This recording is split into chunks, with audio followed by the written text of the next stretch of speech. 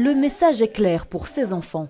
Dans cette école ixelloise, c'est en couleur qu'on se prépare à la semaine de la mobilité. Vous allez chacun recevoir un pochoir où vous allez colorer l'intérieur et en dessous vous allez écrire votre nom, ok? Activité du jour, chacun colorie son moyen de transport préféré pour venir à l'école. Je suis en train de dessiner le pied parce que parfois je viens à pied et j'aime venir à pied. Je viens souvent en vélo et j'aime bien le vélo. Ce matin je suis venue en trottinette. Vient ensuite la version ixelloise du Walk of Fame hollywoodien. Cette année, les enfants sont à l'honneur de cette semaine particulière. Du 16 au 22 septembre, c'est une semaine européenne pendant laquelle on se pose tous les questions de nos déplacements pour aller à l'école, pour aller au travail, pour aller vers une mobilité durable. Et donc concrètement, pendant cette semaine de la mobilité à Bruxelles, on a vraiment mis le focus sur la mobilité des enfants, une ville enfant admis. Et une ville enfant admis, ça ne se construit pas du jour au lendemain.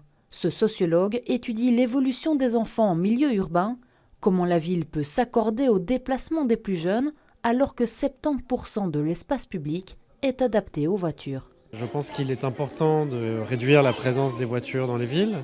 Je pense qu'il est important d'avoir en tête le rôle que les commerces jouent dans la sécurisation des rues et donc défendre la présence de ces commerces en ville.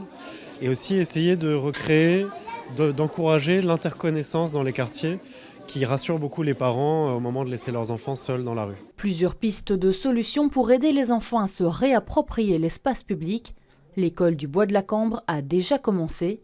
Depuis 5 ans, elle bénéficie d'une rue scolaire et organise un tas d'activités.